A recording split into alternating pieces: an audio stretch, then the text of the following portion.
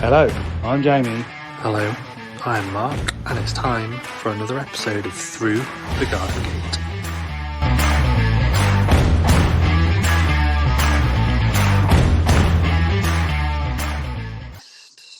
Hello. George is back. Hello. Stop picking your nose. Sorry. Hello. Hello. What have you got there? Microphone. That's a bit fancy. It's Is really that fancy. Bluetooth into your phone, I guess. It's wireless. And you got a little dongle thing in your phone. Yeah, actually, right. No, it's not plugged into anything. Oh. Oh, it don't work. Oh, golly. So it works about as good as that manky old banana you had today. Oh. Yeah, exactly. I thought I'd actually get a proper microphone, but still as useful as the banana. Oh, I see. We need to talk about that banana. Did you actually eat that? I did eat the banana. Oh, God, it makes my stomach turn just thinking about it. Oof, I don't know how do Kim that. manages to eat some of the ones she eats. Some of them. I don't think she even likes them that brown. Yeah. That's because you haven't eaten enough bananas and they've all gone black. Yeah, Exactly. I'm back. And George is back. You're back. Yeah. We can see that. How are you? You all right, George? Yeah, I'm pumped. Back in black. Feeling better? Back in black. Feeling better? You feeling better? Yeah, I'm feeling better. All I've got now is a bit of a cough. Oh, good. That's all right then. Yeah. Don't mind a bit of a cough. Yeah. You been to school? Yeah, I've been to school. Yeah. You haven't been to school today, though. Yeah. No, I haven't been in school today. I've been at Wisby Nature Reserve at a school trip. Oh, lovely. Tell us about your school trip. Yeah, it was good. We were. Yeah, it was nature based. What were you doing with clay? Oh yeah.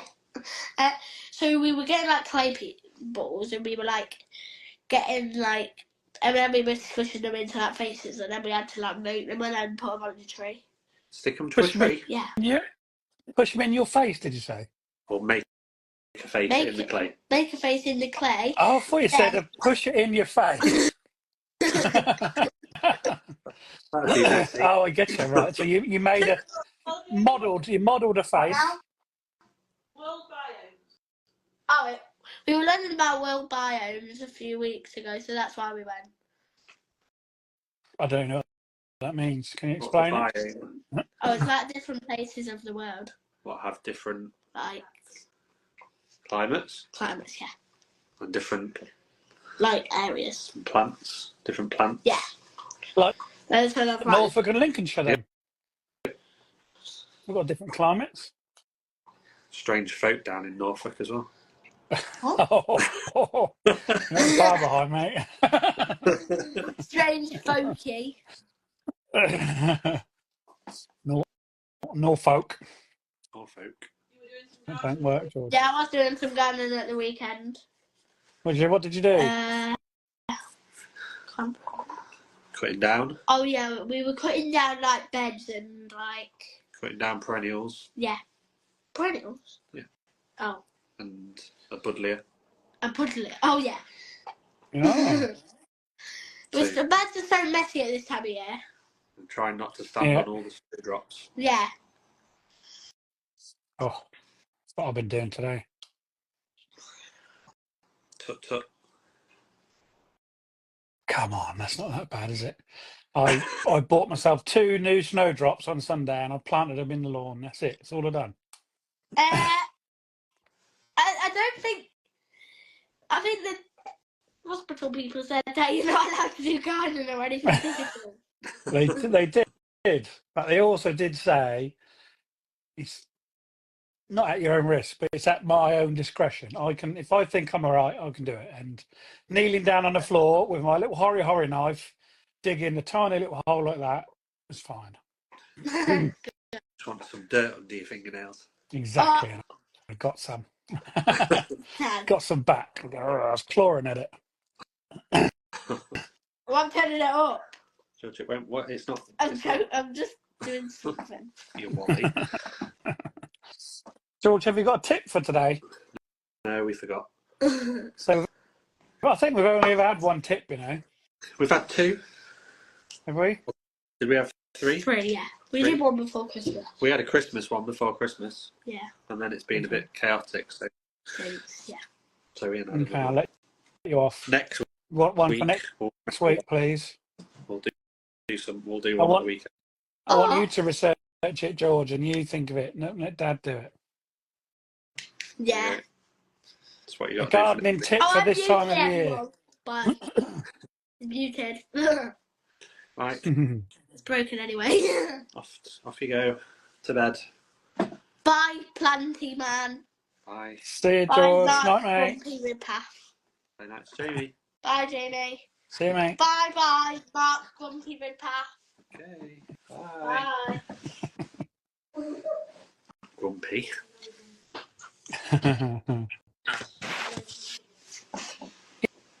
Yeah, so I bought 2 new snowdrops at the weekend. Special ones They are a little bit special. from East Rushden. From East Ruston, yeah. One of them is called Alan Gray, and it was named after Alan Gray, who is the Your owner friend? of the garden. My friend, yes. So I thought, oh, I'll have that. It's quite a new one. And the other one was called Pieces of 8. Pieces of 8. Pieces of 8. Is it a yellowy colour then? No. No. No. Or gold? Has But it what got I- golden? Nothing No? gold about it. No.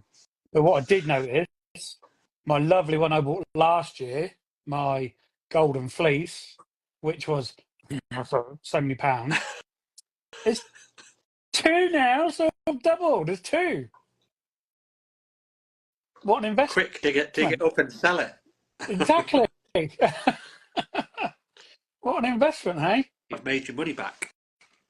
But so my golden fleece, that's a yellow one. That's really bright golden. That is lovely.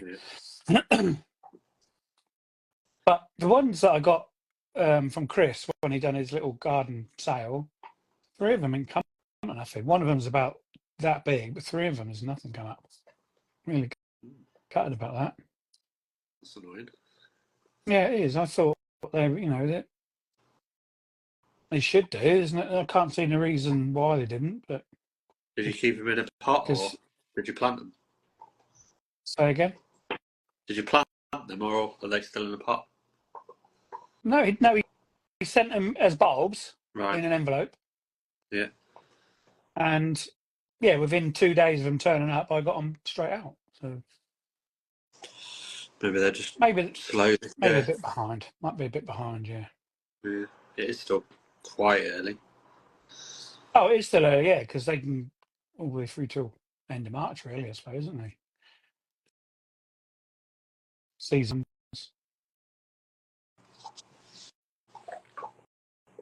Is that you with a dodgy signal again, or me? I've just turned my Wi-Fi off because it was being blocky. Yeah. So Jenny Wren's snowdrops are still in the bag. Oh dear. What, the ones from Chris? Did she buy some from Chris as well? Oh, I don't know. Still in their paper bag. I only found them the other day. Are they from Chris, Jenny? Hi, Dee Dee. Good evening, Dee Dee. Nice to see So you. was that a Hebe you were looking at this morning? Yep, Hebe's dead. Hebe's gone.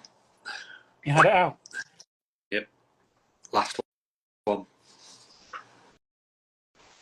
No viral video on this one? No. I've done the last 2. I'll just recycle the recycle the video if I do that one. But I'll take. It got horrible and wet this afternoon, so I didn't take a photo of it afterwards. But yeah, it's out, and yeah, I've replaced it with an Apita, Oh, lovely. Very nice. which is more in keeping because there was Ceratostigma this side, which is a shrubby perennial, and then there was a rose that side of it, and it had literally just gone, and it was starting to take them out as well. And then when I took it out, there was bulbs all underneath it as well, so they were getting smothered. But what can you do with Hebes then? Do they just, they just grow like a ball, don't they? Yeah, they just sort of do that and then do that, and then at some point the middle goes, ugh, and you can't really prune them. If you prune them, they don't appreciate it. They get really woody. So you They're a bit like a can't go back conifer. into old wood. Yeah. A bit like a conifer. If you hard pruned a conifer, it just not come back. No. Which is annoying, but they've been in. They were sort of put in to fill the space initially, and I think the plan always was, once everything else filled out, they would come out and other bits would go in. Because with any garden, they're not. No garden stays the same, and it was a completely new garden. So they've done 13 years. So now's the time for something. Sissy just said you can shape them, but I suppose you have to really keep on top of them, don't you? If you can't cut them back into old wood, you've got to do them really, really regular. Yeah. And they're growing. Yeah, you want to be taking off like the little, tiny, like almost each year's growth to keep them small. Yeah. Mark, has the potato day happened yet?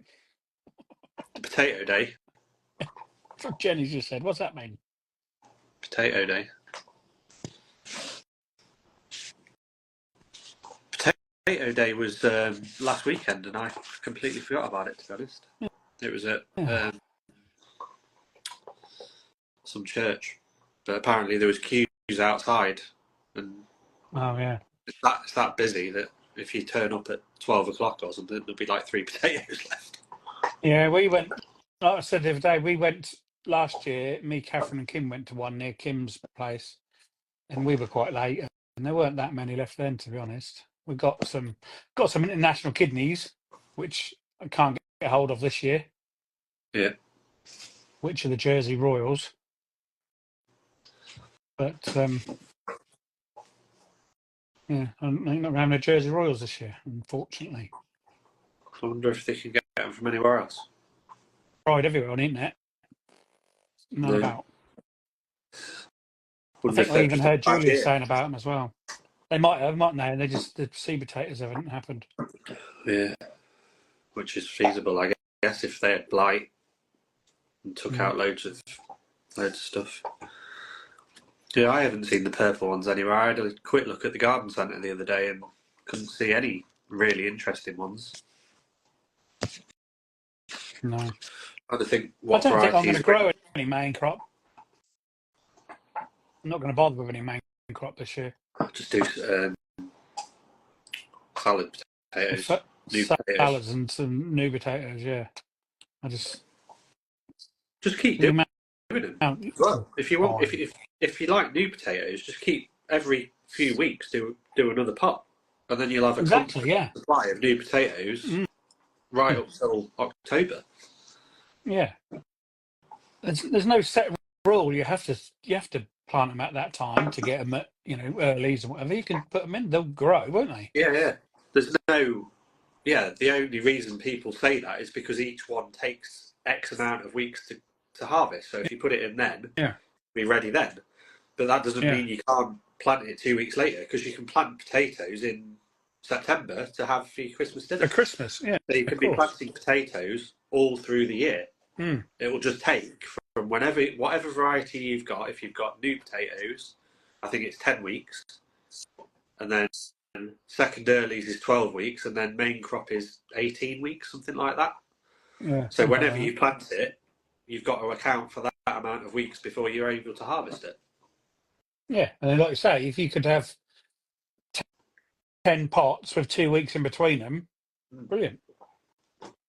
And the other thing as well is, even if you planted 4 pots and you only use 2, those other ones, if you leave them in there, they're not going to disappear. They'll just sit there, because that's what I did last year. Yeah, especially if you take the foliage off as well, then they just sit dormant, don't they?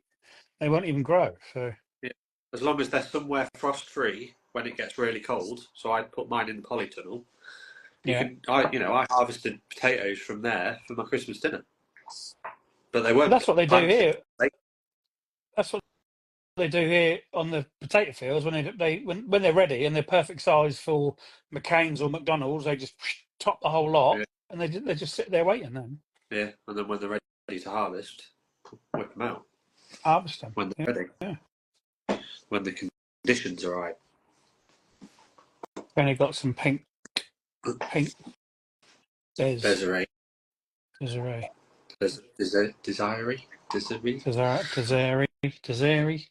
Some Desmonds. Some pink Desmonds. Des O'Connor. Des O'Connor.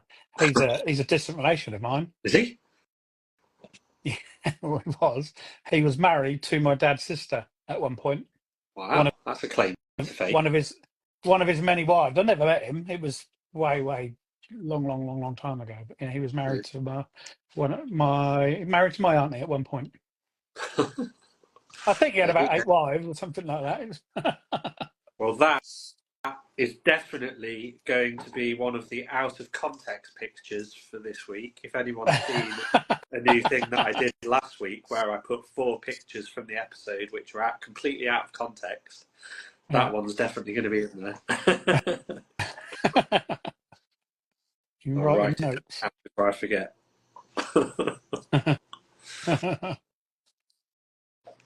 So if anyone is on TikTok, if anyone's on TikTok, we're now on TikTok as well. So go give us a follow over on TikTok, YouTube, everywhere, Instagram. I don't think there's anywhere where we're not. We're like a virus. Yeah, I think we're on Facebook. Nobody's on Facebook. MySpace. Oh, now you really are showing your age. Yeah. MSN Messenger. Oh my goodness. I can remember that on AOL when I was on dial-up. Yeah, painful. Oh my God. There's another one. I can't think of what it is now. No, it's gone. Right, tonight's guest is a multilingual gardener from Belgium.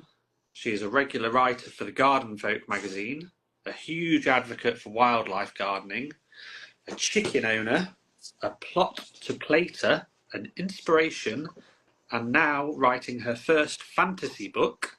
It is Melissa Heris, Bluebell and Bumblebee. Let's get her in. Hi. There she is. Hello, Melissa. Hi, I only see Mark. Who can you see? Playing around again. But I can hear you, Jamie, so that's... Oh, you can't. Oh, no. I can see you. That's all that matters. How are you two? Yeah, not too bad. Yeah, you're right. I'm doing okay. Yeah, I'm sorry. I'm in my bedroom. This is like a quiet place, so I thought, yeah, I'm just going to plop myself on the bed and have a talk. Why not? So, Be comfy. Yeah, get comfy. Yeah, exactly. It's warm, it's comfy, it's cozy. Perfect for a shed. Definitely. Yeah. How are you recovering, Jamie? I didn't hear that. Sorry, you broke up. How is the recovery going? Oh, not too bad. Getting there now. Yeah, things seem to be going the right way. Pain's lessening a bit now, and the crazy heartbeats have slowed down. So that's nice. It's not nice. Not nice when you start getting them heartbeats jumping all over the place. It's horrible, but they've all started to slow down, which is really good. So that's good to hear that they slow down and that you're feeling better and recovery is going well. Because I can imagine, especially with the holiday season and all, it's already stressful, and then Yeah. I can imagine if it was a roller coaster for all of you. Yes. Yeah, it wasn't a great time. Yeah, it's done now, fixed. Next few weeks I'll start doing more and more, I hope. Yeah, I will. Okay. Like I said to Mark, probably the first time I got in the garden today and I planted my new snowdrop, so that was a big little step for me. actually doing something in the garden. I heard George calling you off. That you have to take it slow. Yeah. yeah, he does. Everyone tells you off. Oh no, don't they? Especially when you post Especially it on social media. I know. You can't believe. Then a couple of times I went in the greenhouse with that little spade. I got bombarded. So many people told me off. It's ridiculous. I had to open the lock of my greenhouse with a spade and reach up and I really got told be off. like this. I am. Not so much now. I'm allowed to now. Like I said, it's at my discretion now. If I can feel it hurting or pulling, then to stop. But I can start pushing myself a little bit more now. I can drive on Friday, which is good. Not that I want to. No, Yeah. I don't have to, but I'm allowed to if I need to. So that's a big step. And then I think it's next week, next Tuesday. It might be the one after I go and start my rehabilitation exercise class things and all that kind of stuff. So, what we talking about me anyway? We're supposed to be talking about you, Melissa. I don't like to nick the limelight all the time. Yeah, you What do. have you been up to anyway? Mostly writing. Yeah, tell us about this. Very exciting. I actually just finished the third draft of my first book this Sunday. Just one day beyond the deadline I gave myself. I wanted to finish it on January 31st, but I finished it on February 1st. So one day beyond my deadline I gave myself. But yeah, I finished the third draft of my book, so I'm busy with that. Mainly because I expanded my story a lot. I went from, let's say, 120K words to over 2,000 words. So I expanded the story. I went from a single point of view book to a dual point of view book. So I created a lot more chapters, which was great fun. But yeah, now the fourth draft is just around the corner, which will be a full-on editing draft. So with my dyslexia, that's not the easiest thing to do. Plus, I'm writing in English. So yeah, I have to make sure that that is correct as well, because yeah, my native language is Dutch, but I prefer to read and write in English. So I'm gonna make sure that I take my time for the editing, and yeah, so mostly writing and starting slowly to prepare for the garden, make plans, see what we're gonna grow this year. We also decided to, for example, I don't think I will grow cucumbers and gherkins from seed this year. I think I'm just gonna skip that and use the space indoors to grow something else and get 4 plants from a garden center nearby. Because the last few years, every time I grew cucumbers and gherkins, it was a constant battle with the slugs for seedling. So if I can get a bigger plant in a garden center to set me off and get me a head start before the slugs start to devour everything, I think I'm going to do that this year and focus on the things I can find more difficult than to find a lot of variety in the garden center. For example, tomatoes. We have quite a lot of variety when it comes to tomatoes, and I want to focus on growing those from seed, because yeah, in the garden centers you always have like 5 varieties and that's it.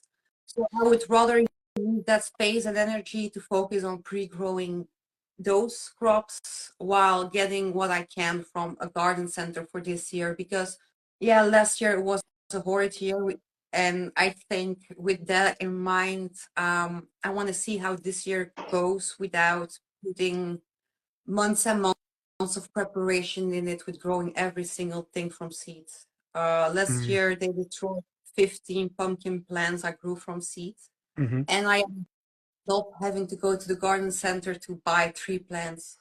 So well, and I had 1 pumpkin because I was scared to plant those out because the slugs were just menaces. And I planted them out. They destroyed 2, 1 survived, and I had 1 small pumpkin because the weather was so hard. So I think I'm gonna try and focus my energy on the more slug-resistant plants because yeah, we had some slug damage on tomatoes and on peppers, but way less than to cucumbers and pumpkins and stuff like that. And yeah, it's just disheartening after a while that after all the work and preparation you put into it, to Yeah. just see it destroyed and you still end up at the garden center to buy it. Yeah. So I'm gonna focus on the more resistant crops and the crops like I don't really know what different kinds of like if you give me 2 cucumbers and you tell me this is variety 1 and this is variety 2, I will Don't make- probably not notice the difference. But No, I when know it what comes you to mean. Yeah. tomatoes and peppers and stuff like that and bell peppers, there is so much variety and each of them has a different color, a different flavor. So I would rather focus on growing those indoors, start them off under green lights in propagators and then plant them out in the greenhouse at the polytunnel. And yeah, I maybe pumpkins on the fence, maybe I will get 2 or 3 plants. But like for example, I will sow some zucchinis because I have a few varieties I really like. And I will also so when it comes to pumpkins and stuff like that, tromboncinos because Yeah. they're really productive. They give a really good crop. They last really, really long. So I'm trying to figure all of that out. For what are we gonna start from seed and what are we gonna go to the garden center for this year? Mm. Also, just to keep on top of everything. We also overwintered 1 of every of our pepper plants. That's good. And we placed them, we have our grow light, so we decided to just put them under the grow light. So we still have 8 pepper plants. Fantastic. So that they are developed. I cut them all back that we just had the bare plants so that Yeah. our first idea was to let them go to sleep, but then we decided, yeah, no, we're just gonna put them in the grow tent. And they all develop new leaves, they're doing well. So that also cuts down on what we have to sow in advance when it comes to peppers, because there are 2 peppers that we eat the most, and that's jalapeno and shishito peppers. So from those, I'm gonna sow a few more plants, but for all the other peppers, if I'm not gonna sow anymore because I have my pepper plants. That's I amazing. It's have amazing that you've got them through. I've tried a couple of years and they just never I come can back. tell you the grow light because the grow tent with the grow light where our peppers are in is in the garage, and our garage is quite cold. Yeah. But the grow tent and the light are enough to keep them going. That's amazing. That's Yeah, so brilliant, isn't it? so we can now focus on like growing more jalapenos and shishitos because those are the ones we eat the most. And Yeah.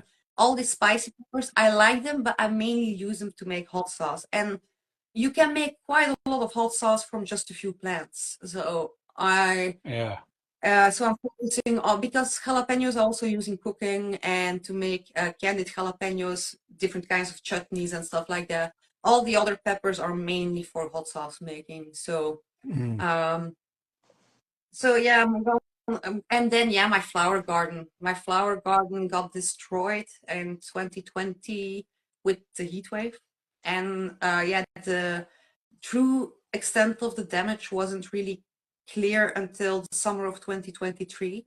That's when you see the empty spots where there was a plant. And I'm still trying to recover from that because I started my rebuild last year, but we all had a horrible, no good summer. Yeah. So I'm working on that as well. Seeing what worked last year. Hopefully, some of the plants will still pop up. I planted a lot of bulbs and bare roots, but the slugs got to every little leaf that popped up. But maybe this year, and I'm gonna sow a few more seeds. I get more bulbs, get a few plants, and see that I can build that part up again. Because yeah, it was my happy spot, my flower garden, but Yeah. it's very sad that first the heat destroys it, and then the rain destroys the work you put in to recover from the heat. So yeah, I hope this year it's a bit better. But Got to be. I think It's got to be better this year, surely. uh, Real summer I this think, year. yeah, I hope so. Because Less my flukes.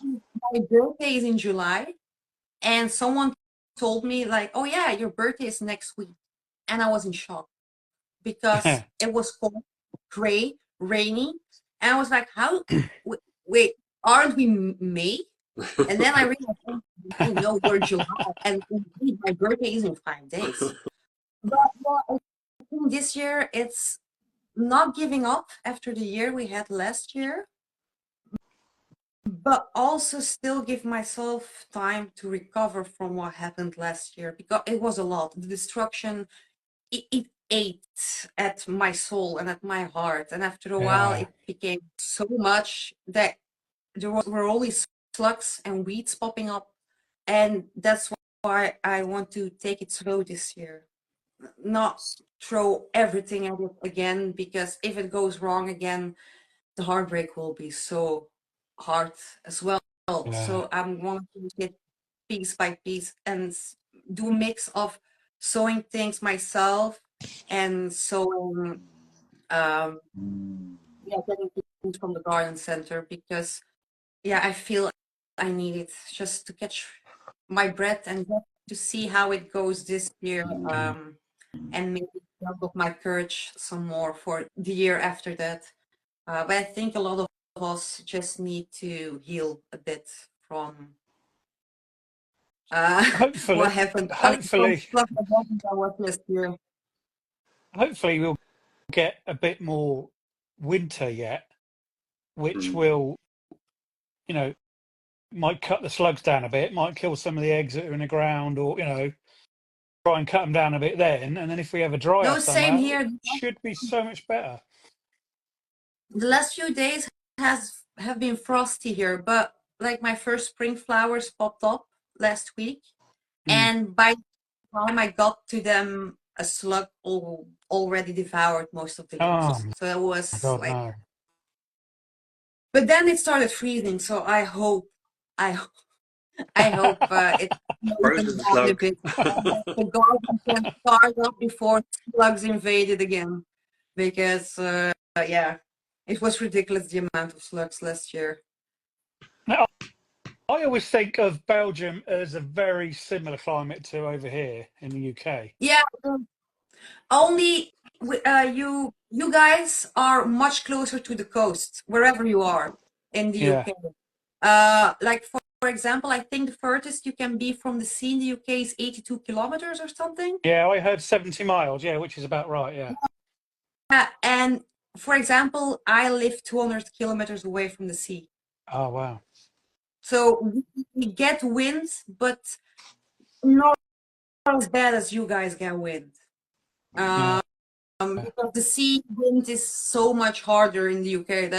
I remember when I went to London, it was a beautiful day. It was quite sunny. All of a sudden, it became quite windy. I was almost knocked flat to my face with how windy it was. I saw people fall down. Yeah. And it can be windy here, but never to the extent that I almost fell to my face windy. So yeah, but when it comes to rain and stuff like that, yeah, I do notice if it's the heat wave here, it's also often a heat wave in the UK. If you guys Yeah. have a storm, we also have storm warnings. When it starts snowing in the UK, a few days later, it always starts snowing in Belgium for some reason. So I think, yeah, our weather is quite similar, with the exception that we are more landlocked than the Yeah. UK. Yeah. Mm. So just going back to the slugs, do you do anything to try and control them? I try to gather them up and Mm. drop them off with our chickens. I know No, it no good. might sound harsh, but otherwise I let my chickens roam free, and they also get to the slugs, you Yeah. know? So I use the chickens, and yeah, otherwise it's just trying to protect with whatever I can. I still do. bad for killing them, you know. Yeah. So I still try as much as possible to just remove them Mhm. and move them to somewhere else, mostly to the chickens. And I try to use our chickens as much as possible and encourage as much different kinds of birds as possible. Um, we have quite a few that I know that love eating slugs and they love visiting our garden. So I try to encourage those to visit our garden. But yeah, last year I was at a loss. I wasn't even sure where to start with the slugs. And everywhere the nematodes were sold out, so that was also not an option. Um, Yeah. But I'm we've, also trying to. Sorry? I was going to say, but we've all seen people like Charlotte Plantain Gin, how many times that every night she goes out Yeah, with her bucket and gets 200 slugs, and then the next night she's got the same and the same and the same. It's just relentless. So many. it's just one wave after the other. They must So breed so quick; it's just ridiculous. Their life cycle must be so fast. I think so too. They're slow in everything but love making.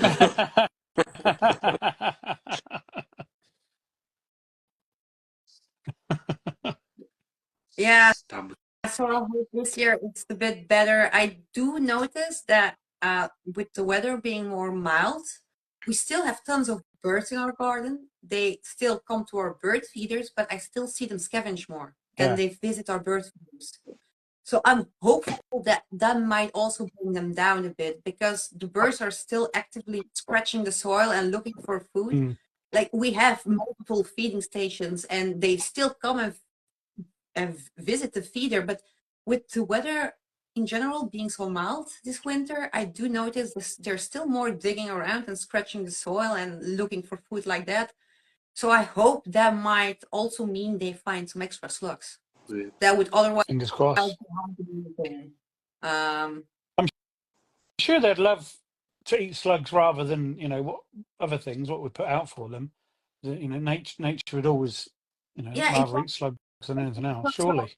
I like it that they visit the feeder, but I'm really happy to see that that they can still find enough food in our garden without needing the feeders. Yeah. That they're still finding seeds and bugs and all rose hips and stuff like that in our garden to snack on before they need the extra supply of food. But I'm also glad that they have the extra supply of food if they need it. So I make sure they're always stacked up. I make sure there's always fresh water and all of that. But I do notice that we have the regular visitors, but yeah, they're just enjoying their time in the garden still. So good for them. Fingers I crossed. mean, it's fun to see that that no, maybe it's because the weather is so mild, but it also gives me like a little boost as a wildlife gardener that there is enough, there is still enough food for Yeah. the birds to find now in our garden and the space we created for them, that they don't have to rely on supplemental food the entire time. Exactly. Exactly. Um, That's what I always think about the feeders. It's better.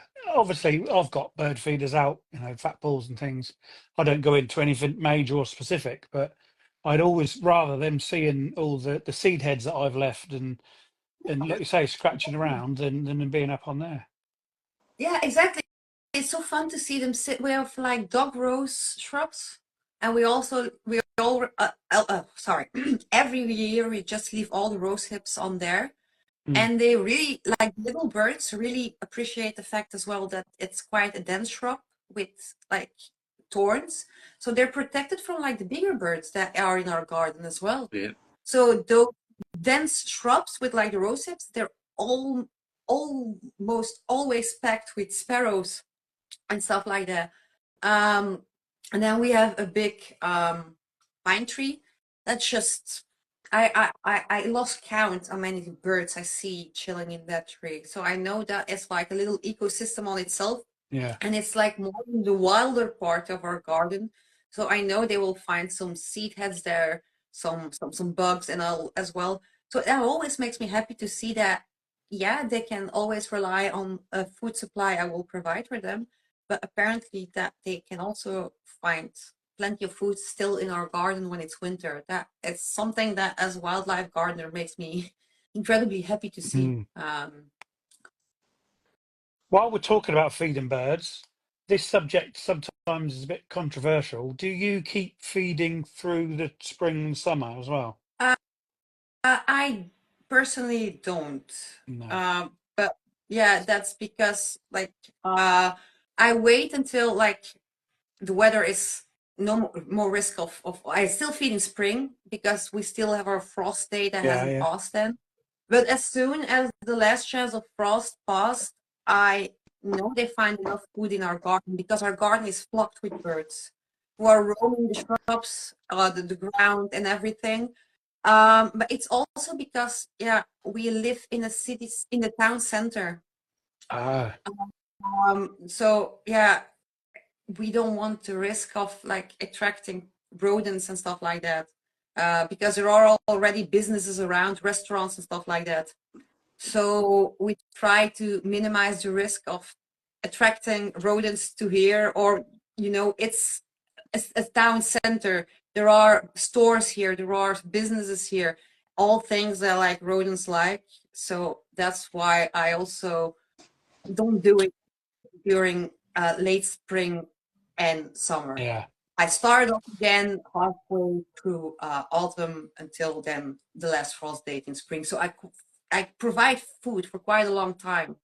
But come halfway, come spring and the entirety of the summer, in general, there is enough food in our garden for them to find. Because they're still here. They're still flocking our garden. I still hear them singing their song. I still see them flying about. It just, yeah. And I also feel it encourages them to, for example, I know, I think it's blue tits that like to eat, oh crap, I forgot the word in English. We call it blood plus. The things that suck the juice out of your leaves, like little green things that stick to aphids. Aphids, yeah. So yeah, please eat my aphid. Exactly. So I try to. Yeah, that's what I was trying to get at. That if you keep feeding them, they might not bother going and getting all the the aphids and things that we want them to eat. Plus, I also know. Yeah, I know you guys have like lockdown now. Now, luckily we don't have that. But when it's that time of the year, our chickens are inside, and then I also try to minimize the feeding space in the garden. I only have like a few, and I clean them thoroughly for tiny birds. But luckily, that hasn't been a stress too much the last 2 years. Luckily, but yeah, I just want to give them a cozy place where they can hang around and scratch around and flutter about and find their own food and help them out when needed. So I still provide a big part of the year. I provide food, but like halfway come spring until early autumn, I don't feed them anything extra. No. You said you let your chickens roam around. Do you let them in your veg patch? We do, but we keep an eye out. But most of the time, they're just interested in my flower garden. They don't care about the veg patch. I don't let mine in the veg patch at all. They're not allowed in. Full stop. But we, if we let them out, it's most of the time with like, they have a big part of the garden that's just for them, where they can roam around. Yeah. But that's fenced off. They have like, they have their sleeping quarters, and when that's open, they have a fenced off part. They can just run around. But when we let them out, it's most of the time to help us weed. Oh. For example, we have put them in the greenhouse, and they dug up all the weeds for us. and they were having fun. We were doing our jobs in the greenhouse, and the chickens were just walking around behind us, digging, scratching, pooping, fertilizing the soil at the same time. Of course. So we try to incorporate those things because they just have fun as well. I pick up my chicken, I put it in the greenhouse, and it immediately starts to dig and pick at every piece of weed it sees. So Yeah. they're also having fun, also enrichment for them. So, but yeah, every time we just let them roam free, it's straight to the flower garden they go. Yeah. Like you pick them up and you bring them to the park. Like, no, you can roam as much here as you want, eat all the weeds that you want. They pick like twice and then they run back to my flower garden. So, Brilliant. but they have quite a lot of space to just roam around with like a big buddleia shrub as well in the middle of their running quarters where they can just hide. They really like to sit in the branches sometimes, hide behind it. Also provides them with some shade because we have an extremely sunny garden. Our garden is east, south, and west facing, and we have like a long garden. So we have sunshine the entire day. Yeah. So that provides them with some food. And around like the fenced off part, we also planted out red currant. And everything that grows on the back is just for the chickens. They can just snack as much as they want. Lovely. So they have fresh berries like from that side. We also planted out a few strawberries along their border. We have so many strawberry plants, so those are for the chickens as well. If we want, we could plant 5 gardens with only strawberries. So we planted a bit around the chicken coop as well, and they like to stick their neck out and just peck at them and have fun with them. So Lovely. so they're quite spoiled. Are they any special breeds, or are they just normal layer ones? No, regular chickens. Like almost everyone has just the regular ones, and I would like a few special breeds, but it's not necessary. I like how sassy the ones are that we have now, and they're so freaking smart. I don't know. They are stupid. Don't get me wrong. But Yeah. at the same I'm going to say time, mine are stupid.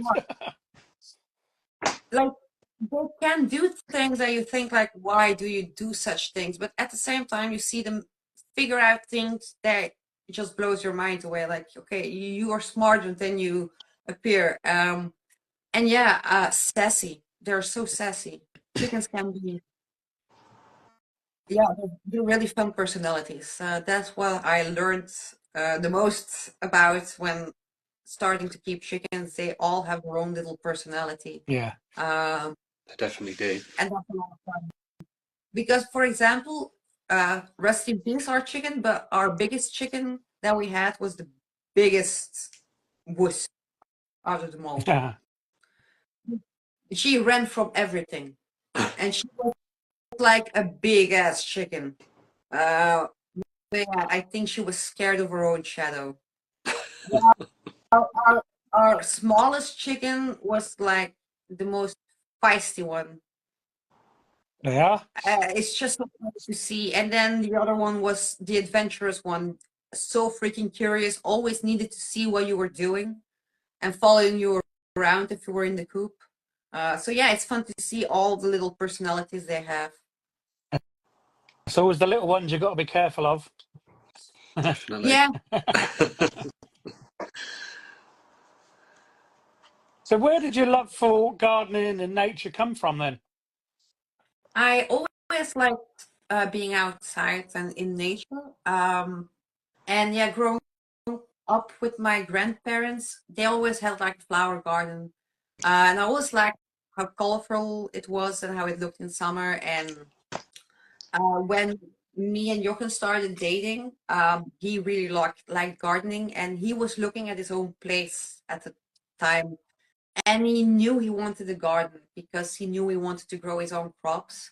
So he teach me a few things, and his parents gave us like the back of the garden to grow for a few things for me to practice. And like the first time I grew my own tomato, I was surprised and overjoyed. But then I also remember, for example, when I was a kid and I could ask for one thing for my birthday, that I asked for like a miniature like apple tree, like that you keep in a pot. Yeah. I asked that for some reason for my 6th birthday. So, Wow. but yes, from there it started to grow and grow and grow, and then I learned more about how everything in the garden connects with each other. Like you need pollinators for that, you need birds to keep that in check, and how every little thing just links together to create this balance. And I was hooked, because it's also brought so much peace to my overstressed mind. Yeah. I kept my hands busy, which meant my brain grew more quiet. And from there on out, yeah, it just went from a hobby to a full-blown passion and love. So yeah, I think it's a bit, and yeah, it's similar for a lot of people. I wasn't in a great headspace because I just had surgery and was recovering from that. And we just moved into the house we're in now, and we were just starting out the garden. And I couldn't do a lot, but I could do little jobs in the garden. And it also helped me keep my mind off the pain. And yeah, so I found my love for it along the way, and I realized that it was something that was missing. Mhm. Was missing in like my life, in the sense of I needed something that brought that kind of peace of mind to me. And like I like being creative, and it also brings me peace of mind, but it's in a different kind of way than gardening. So gardening forces me to take a step back and take a moment to breathe and look around and slow down, and I needed that. So I'm really happy I found that. Even if the summer of 2024 was the most horrible summer for gardening, still those few flowers that managed to come through, the bees that you saw, the birds, the butterflies, those tomatoes that you could harvest, that one single pumpkin, for example, they still brought a smile on my face. Yeah. And Yeah. the feeling of we grew this with our own hard work, with our own hands, from our own garden. We grew this, and yeah, it's an amazing feeling. It is such an amazing feeling, and I think so many of us feel exactly how what you just said is the same. True for us. You don't know it until you start, and then all of a sudden that's it. You got the bug, and then you just completely fall in love with it. It's just unbelievable. Before I started, I didn't even like cutting the lawn. I hated it. I just thought, oh God, I've got to do that again. And then all of a sudden, lockdown. That's it. I haven't looked back once. Not once. Yeah, no, Hardwired. Yeah. It's just once it's in there, that's it. But Yeah. it's so massive, isn't it? You can learn something new every single day. yeah, exactly. So many Because things you can do.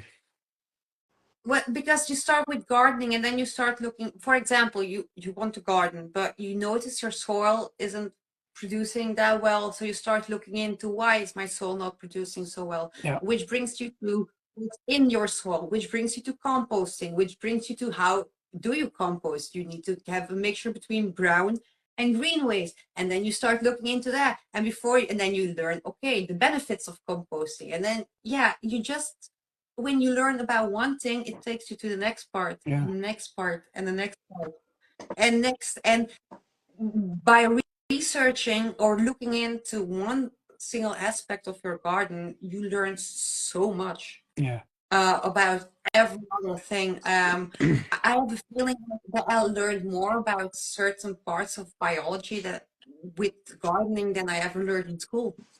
You can tell me how a seed turns into a plant, you know, but telling you and seeing it happen are two completely different things, you The know. most amazing thing.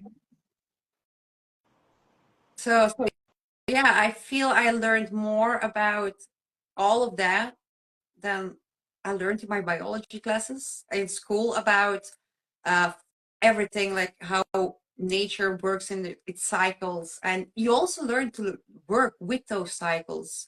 Like for example, I don't feel the need to keep busy in the garden in December. Why would I be busy in the garden in December? Nothing in the garden is busy in December.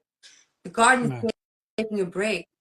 Everything is asleep. So maybe I should take that as a sign and just also maybe Go to sleep. take that as a sign that it's okay for me to take a step back and relax, you know? Mm.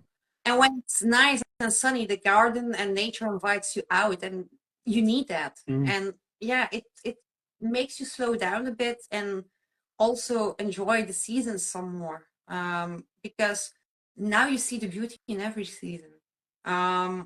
Earlier it was like, oh yeah, summer, beautiful weather, that's nice. But now, okay, spring. I'm looking forward to spring because the first flowers will pop up, the bees will return.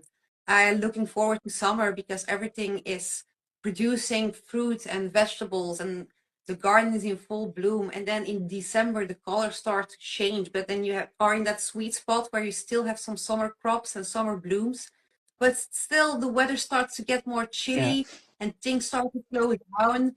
And then you come in winter where everything just slow down. There's still things to do, but still the garden itself and nature itself is slowing down to rest and recharge for the next year. Mm. And I feel it allows us as gardeners to do the same a bit. I don't know if I'm making sense or if I'm just going on. No, you are But definitely yeah, making sense. We all need to. We all need to. Apart from people like Mark who work, you know, he's got a he works in a garden. That's his job, so he has to try and find things to do, I suppose. But us I'm who more do busy it as our hobby and our passion, it's good to recharge the same as the garden does. Just sit back and see what's going on. exactly.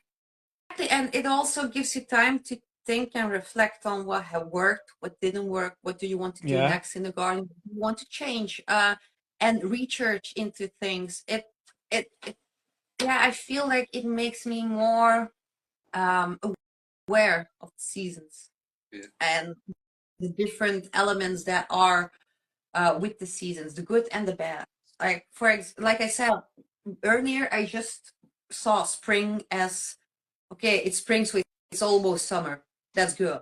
But Yeah. now I see the beauty in what spring already brings. The first flowers that start to pop up, the bees returning, the birds starting to build their nests, days growing longer, people are coming out more. And before that, yeah, I saw those things happening. I know, but I didn't notice them, if that makes sense. Yeah, definitely. I saw that it happened, but I, I didn't really notice them, but now I do. So yeah, I'm sorry, And you, I'm going almost no, I don't, on an entire. but the thing is, I think you notice it so much more now wherever you go. Take, for instance, my job, right? We all know we're all professionals at our job, and wherever I go on holiday, around people's houses, I notice anything electrical instantly because I'm tuned into it. I look at the fuse box, I look at the sockets, you know, and I look at it and think, oh, that's wrong, that's right, that's wrong. But instinctively, but things that's starting to happen as well with gardening. When you walk past the other people's gardens or just out on a walk anywhere, you know, things are. Oh, look at that! That's coming up quick. That's the berries are still on there, but it's just constant because it's coming more instinctive now. The more and more we do it. Exactly, and you start to recognize things from your own garden, for example, or like, oh, I didn't know my neighbor also had a, for example, strawberry, Yeah. white strawberry plant in his garden. When you then you see it and you're like, oh yeah, okay, they have one, and then yeah, it also connects you with other people, because people ask you questions about your garden, you ask people questions about a plant they have, and yeah, it's just a wonderful hobby and passion, and yeah. What shocks me quite a bit now when I talk to other people who were probably exactly the same as what I was 5 or 6 years ago, how much I know. When they ask me questions, now they know I do a bit of gardening. They ask me so many questions, and I can answer them, and I think, oh, where's that come from? You know? Yeah, exactly. And I also think that my love for gardening, my love for nature, and like all it has taught me so far has also helped me in writing my fantasy book, because nature is an important aspect in that story.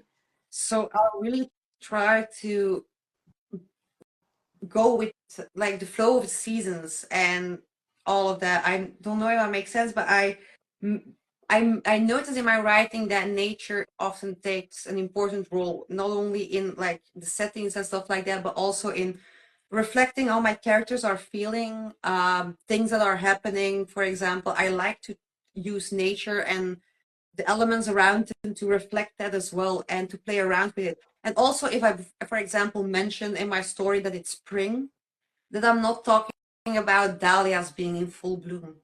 No. For example, it's the daffodils and the crocus flowers and the tulips that are in and vice versa. If it's autumn, for example, in my story, then I'm not talking about the snowdrops coming up. Exactly. So I try to use that as well, both my passion and the way it makes me look at things as like the more practical things to make, it has woven its way into my story. And I always wanted to write a story. I always knew I wanted to write a fantasy story. And I think gardening was that push I needed to find the spark for that story, the way I wanted to write that story, what I wanted the story to be about. So I think by starting with gardening, I got more ideas for my book, and from there both started to grow, and from there my story grew, literally and figuratively. So without giving too much away, can you give us any little hints what the story, what the book's about? So it's book one in an epic cozy fantasy series, because I started out with the idea for one book, but halfway while writing my first draft, I realized that I couldn't tell the story I wanted to tell in one book. Otherwise, I would have to cut too many things if I really wanted to tell the story I want to tell. I knew it had to be multiple books. So epic cozy fantasy, I would describe it as cozy is like the more warmer slice of life moments, and the cozy vibes with magic and stuff like that. And then epic in like bigger scales, a broader world, an extensive history and lore and stuff like that. But it's about a world where you have 8 different magical factions. All of them are in some way tied to nature. And we follow the story of my main characters. I find it very difficult to talk about without giving too much detail. I almost told the name of my main character, and I'm still not at the point that I'm sharing my main character's name. No, that's fine. With the public. It feels a bit like it's like my baby, you know? Yeah, definitely. But we see that, like the world, it's a world filled with like history and lore and myths and completely forgotten histories that are slowly but surely starting to slip into the world again. And the world is slowly but surely being forced to remember those forgotten histories that were happening in the world before that. I hope I'm making sense. I'm selling it so badly. Everyone in the comments is saying it sounds amazing, Sounds and they can't wait brilliant. to read it.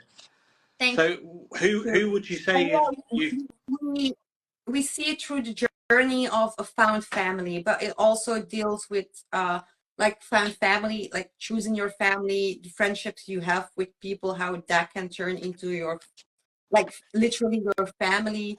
I also try to include my mind is going blank. I wrote my story a few times already, and for some reason my mind is going blank. But so yeah, the found family aspect is a really important one in my story.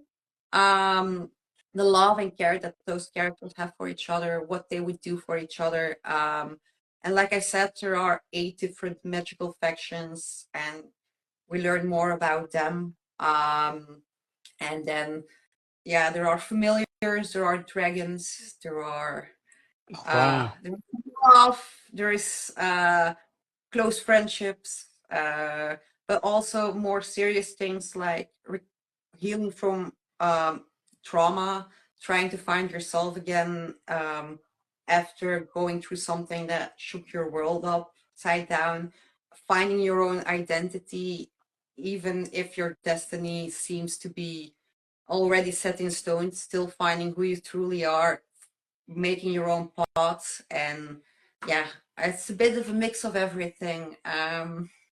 So Brilliant. yeah, like I said, I really need to work on my sales pitch. I'm sure you won't have to. But what I will say is, please get it out on audiobook, because, like you, I'm dyslexic and I'm rubbish at reading. It will take me a year to read it. Yeah, I do have to say audiobooks can really be helpful. I try to listen to them when I work. Okay.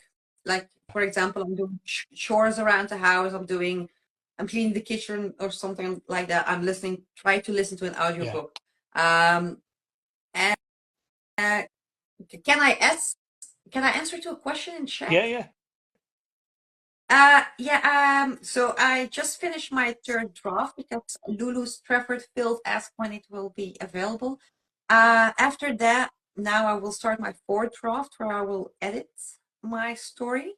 After that, it's time for the story to go to my beta readers, of which Mark is one, actually. They will provide me with feedback on my story as it flows, how the plot points are going, how the characters come across, and stuff like that, just in my story in general. And with their feedback, I will develop draft 5. So I'm hoping to be done with that by summer. And then I'm still not sure if I will self-publish or if I'm going to query my book to find a publisher or a literary agent. So going back and forth between that.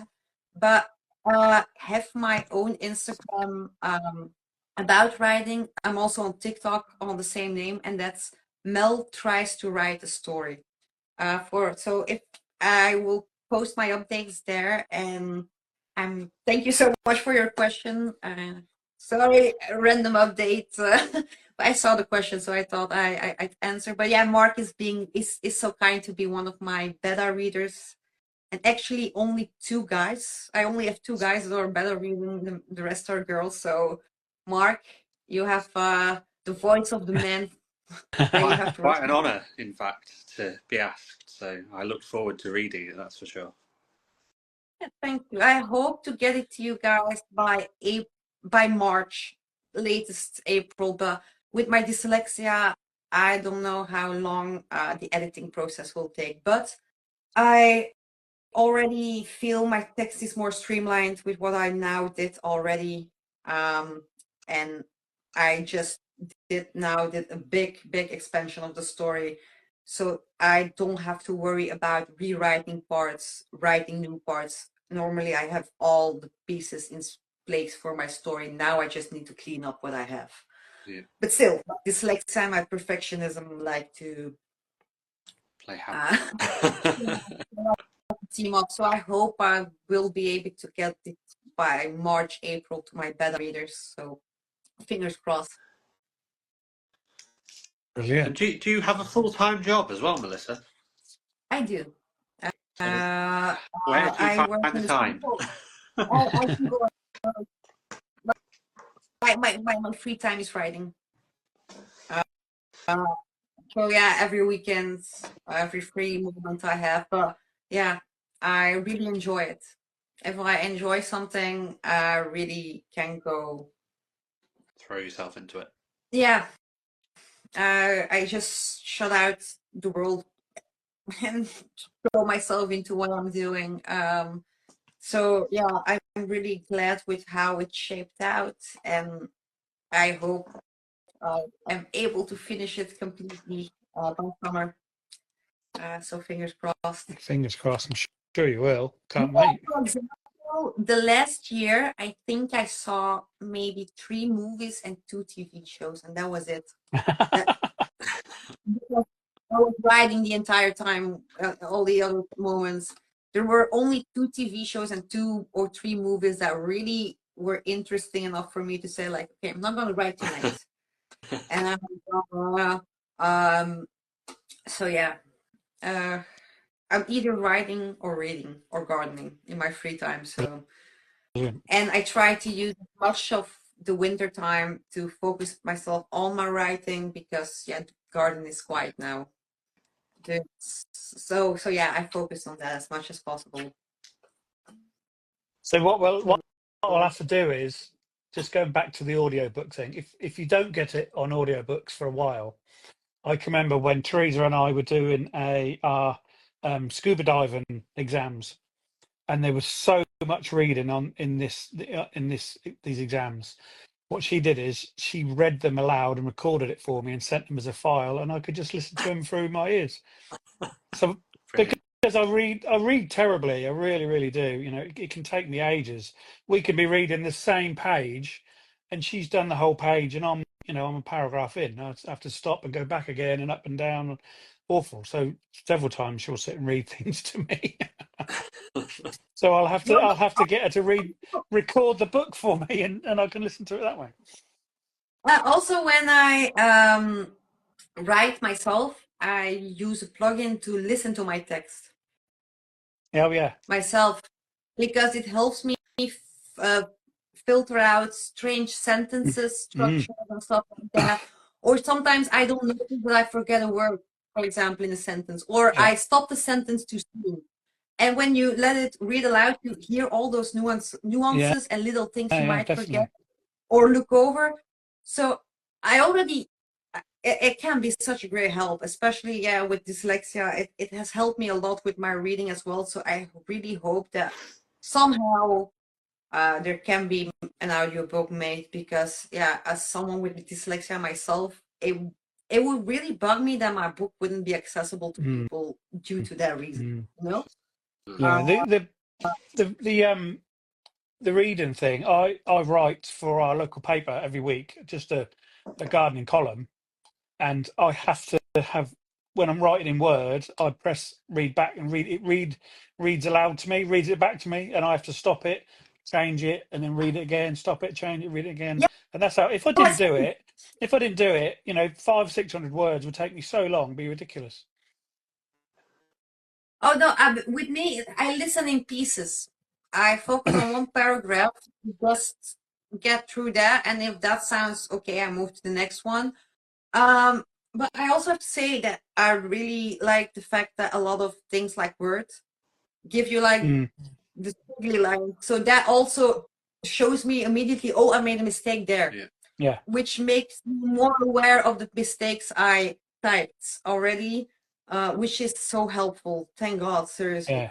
Yeah. And in punctuation for me as well. Helps me massively in punctuation. I struggle, and I really worked hard on this with like commas. Yeah. I just keep going. I forget that I have to put a comma somewhere to break it up again. Exactly. I worked really hard on that, and I feel I have a better grip on it now. Yeah. But I just noticed that in myself, when I'm typing a message to someone, I just keep writing without using punctuation, and I have to go back, change it up a bit. Okay, like there can be a period, and then I have to make this a capital letter, because same as me. The wall of text you receive from me. Exactly the same as me. Right. What just made me laugh then? You just said period, right? And Wow. you hear that in American films and TV all the time. You know, they say a sentence, they go, period, right at the end. I never knew what that was until about a week ago. It means full stop, doesn't it? Yeah. Yeah, I didn't know that. You hear it in American films constantly, don't you? They always say such and such, period. And you think, I didn't know what it meant. And then the other day I heard someone say it and I went, oh my God, it means full stop.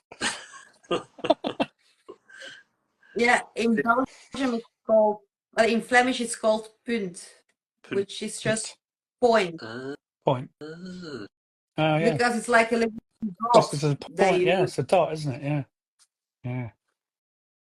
yeah, like dot. Brilliant. Exactly, that's what it is. But yeah, I really had to struggle to just now think about what the word for it was in English. So yeah, but those are some little things like I really struggle to remember what the English words are for stuff like that, like a dot or a period. Yeah, It's not like I use that in speaking often. I just use the symbols. exactly. But you're writing the book in English, you said? Yeah. I prefer writing in English because for starters, it flows easier. I prefer also to read in English because a story flows better, I feel, in English.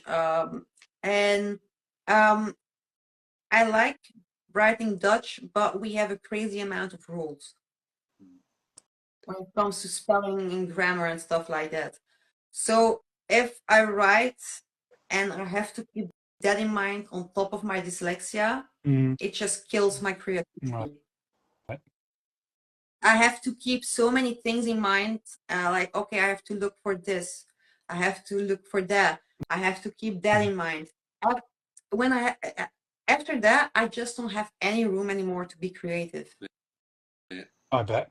So, and I know I will make mistakes in English, but I also know that I can rely on people, professionals and friends who are native English speakers, for example, or editors and stuff like that, to catch those little tiny mistakes.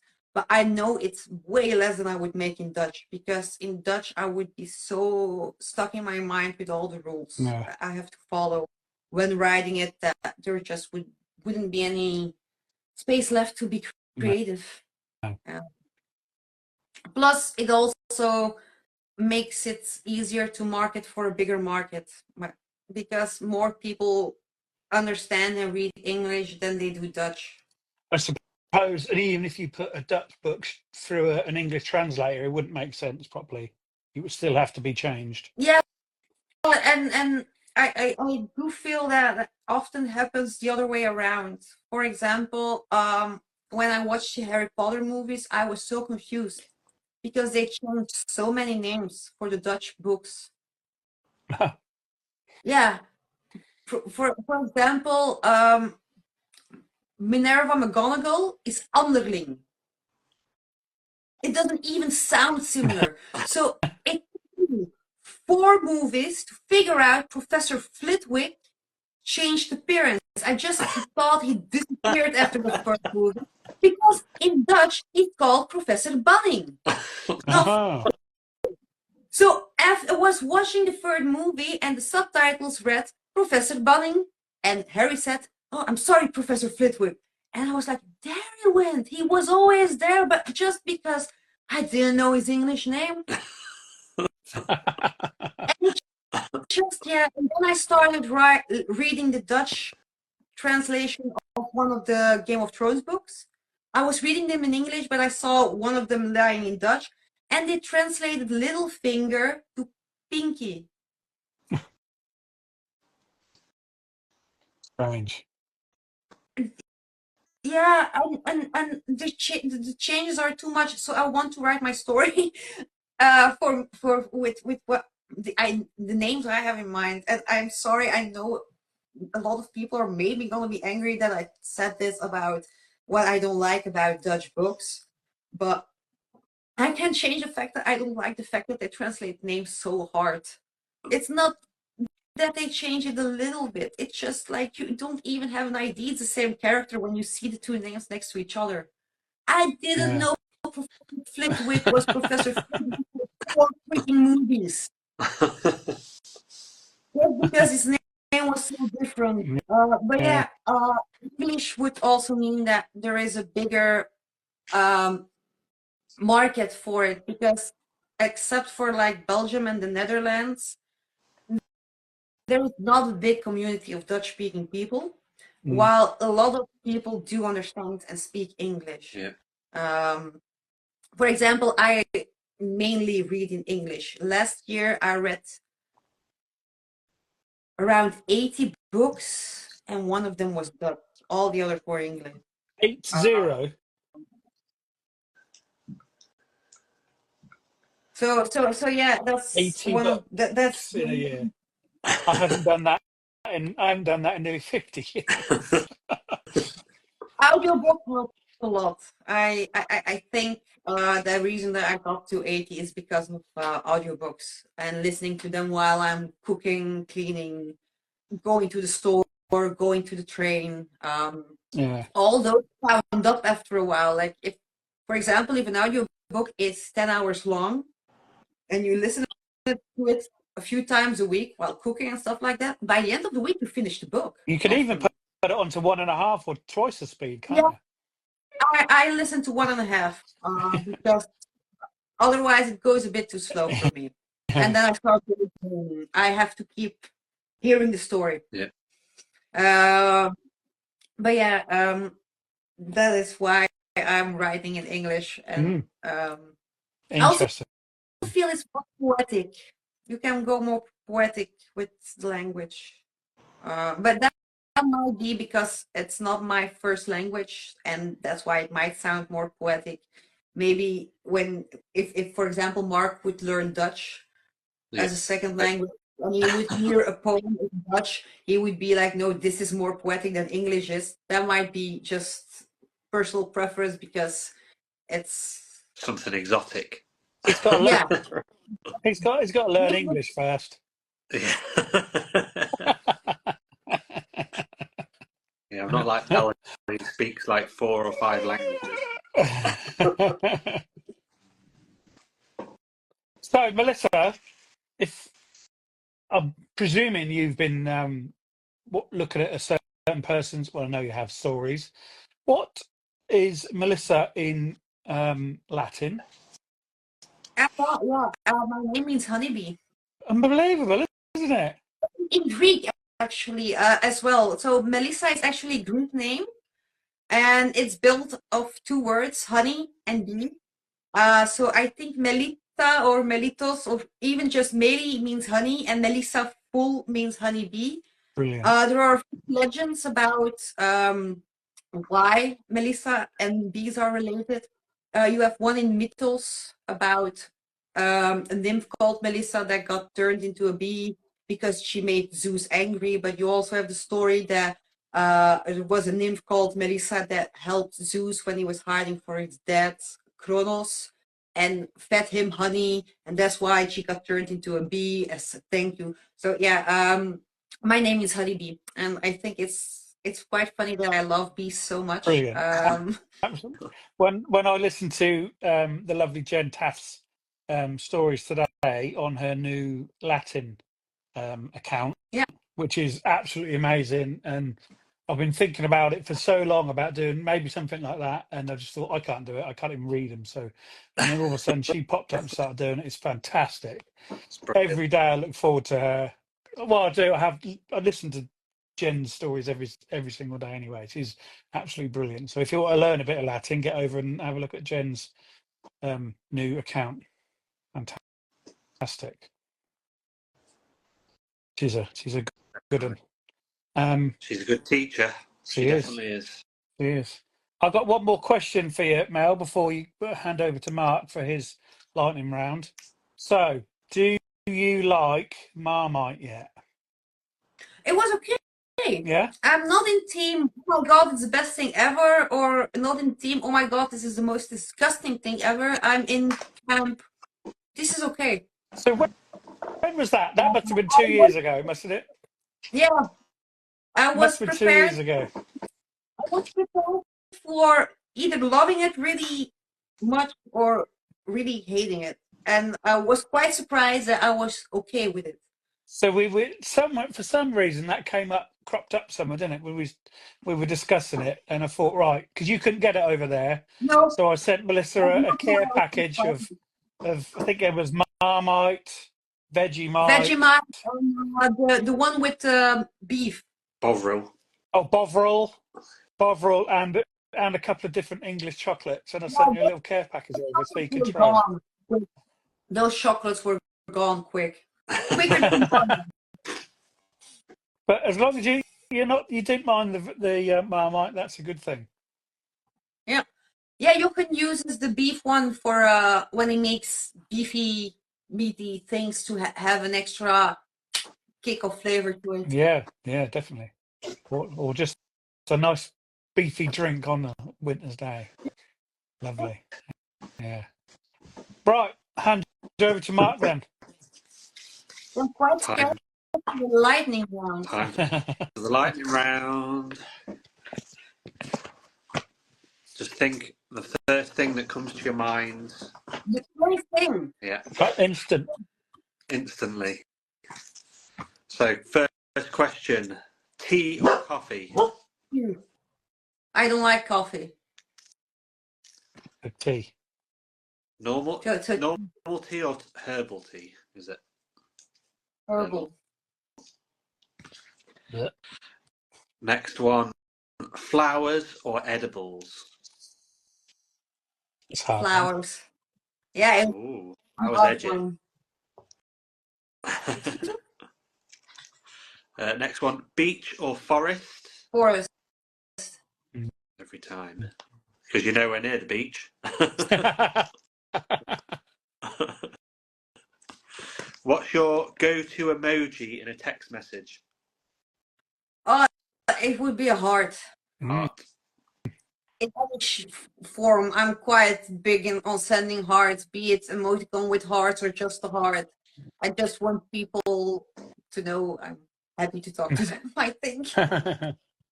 Any specific colour heart or just a standard red one? I switched last year to sending the pink one because I was tired of the red one. Pink one it is then. If you could only have one snack for the rest of your life, what would it be? Pizza. Pizza. Pizza. I could eat pizza every day of the week. Yeah, It's definitely. so good It's pizza. just also you can do so many things with it. Yeah. You know? Yes, I can only eat pizza. That's right, but I can add so many different kinds of toppings to my pizza. Exactly. Exactly. There could be so many different meals, can't it? Really, it could be Exactly. anything. Calzone, thick crust, all sorts. Regular one, I don't like calzones. I find them Too bready. not. Yeah, it's strange. The balance is off. You have too much crust for the filling. You know, while a pizza is balanced, you have enough crust for the filling. Calzone is just double the amount of crust with the same amount of filling. So what's your perfect pizza then? What's your go-to toppings? I was a sucker for like the quattro stagioni, but lately I'm all in for like the simple classic margarita. I think it's because of our garden, you know, with the fresh basil and the tomatoes and the tomato sauce you make yourself. You just want those to be the star. You can't beat So it. not too much. So a bit of basil, a bit of fresh mozzarella, and then homemade tomato sauce. And Yeah, delicious. Perfect. Next one. Finish the sentence. My perfect day would be. spend outside in a beautiful place. Doesn't matter where, just somewhere beautiful with people I like and love, and just having a good time. Sounds Lovely. great. Sowing seeds or potting on? Sowing seeds. It's definitely the favourite, that one. Yeah. Spring or summer? I'm gonna be the difficult one. Late spring, early summer. I find that the perfect time, the sweet spot. So the last few weeks of spring with the first few weeks of summer are like right in the middle. The perfect time of the year for me When when it comes to things weather and everything. things just Yeah. start to take off well. Exactly. Yeah. So that is for me I always struggle with saying either spring or summer. It's just the sweet spot in between. Yes, definitely. Someone else chose the middle as well, and we made them come up with a name with it. And I can't remember what it was. Brummer? Something like that. Sprummer or we'll go with Sprummer. That's it. Mel's coined a new title. What's today's favourite plant? My favorite plant. Today. A daisy. A daisy. Brilliant. I really love daisies. They're such brilliant, happy, simple flowers. And the wildlife love it. Yeah, exactly. Next one, unlimited compost or unlimited seed? Unlimited compost. Never get Definitely enough. the leader. Definitely the leader. If you could choose one plant to describe yourself, what would it be? A daisy.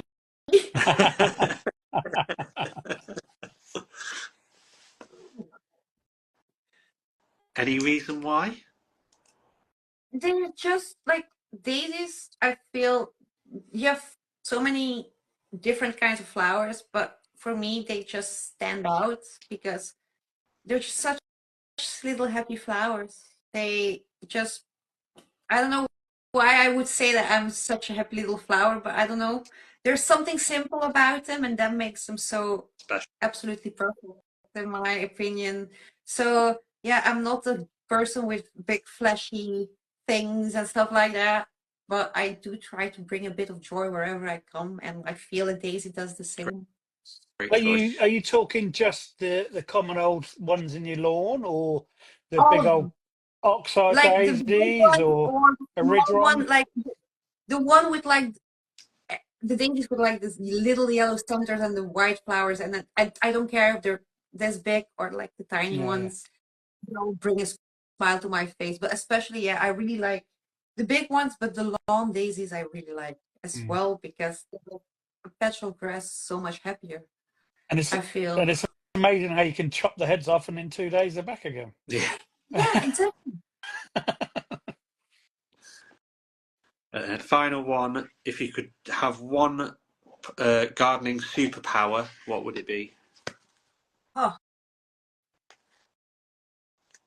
growing plants with just a simple touch. Brilliant. And making them able to grow like that, just feeling what they need and guiding them like that to grow and grow strong and stuff like that. I thought it might have been able to detect slugs or something. slug detector. or slug negotiator that you can negotiate with the slug. No, bro, no, not today. Just go and eat the weeds, please. Go and eat the weeds. Yeah. A slug whisperer is also a good pick. Yeah. Slug whisperer, Good. just Definitely. Stay out of my garden. Yeah. Clear off. Well, let's cross our fingers for a decent summer this year. It's got to be. Come on. It's going to happen. We know it is. We're due one. Definitely. We really are. Well, lovely to have you on, Melissa. Thank you for having me. It's been brilliant. Can't wait for the book. I will keep you posted, and Jamie, even if there isn't an audiobook, I will read my book for you. Oh, amazing. We can have it live, just every night. You can just do me a couple of pages. Oh, I can read you 2 chapters or something every day of your life, and by the end, you have my entire book. Fantastic. Right, I'll hold you to that. It's a promise. All right. Thank you so much for having me, guys. Have a lovely week. See you later. See you Bye, now. everyone. Bye.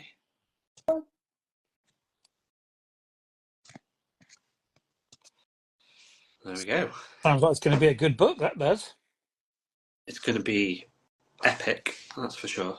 And you're All going of the to get a you're going to get an Sneak- early release. sneak peek of it. Well, not a sneak peek. I'll be reading and having to give feedback so that it's even better. Hopefully, Oh, not that it. All the other people reading it will give the good feedback. I'll just be like, "Oh, you've missed a comma there." yeah. You've missed a period. Yeah. Yeah, great to have Melissa on. We've wanted to have her on for a long, long time, but Yeah, she's lovely. Absolutely just got lovely. around to it. But she's one of those people that's like OG Instagram gardening. I've probably followed her longer than I've followed most people on here, and she's always been inspiring people in their wildlife. And I can remember right at the beginning, she wouldn't even put her face on the pictures or on any reels or anything. She wouldn't do it. Yeah. And then she started to. And she's Yeah, even done she's dancing amazing. on Heris garden dance and all sorts. She has. So she's definitely Yeah. come out of herself, Yeah, she's lovely. which is for sure. Who have we got next week, Mark? Oh, who have we got next week? Next week, we've got somebody from a very famous gardening show that everybody's heard of, Gardener's Question Time. It's Matthew Wilson, Ooh. who is very knowledgeable. So we need to prepare for next week, that's for sure. Need to brush up for next week. So everyone, get your questions in for Matthew. If you ever definitely. want to get a question on Gardener's Question Time, get it to us next week, and we'll next week, definitely. We'll pose it to Matthew next week. Yeah, so will. That'll be a good one, as they always are. Of course they will. But yeah, definitely. Right. Join next week at the same time. Let's say good night to everybody and have a fantastic week. Yep. See you next week, everyone. Yeah. Enjoy the rest of the week and your weekends. It'll soon be Tuesday again. Well, comes around quick. Night. See you later. Bye. Bye. Thank you for listening to Through the Garden Gate.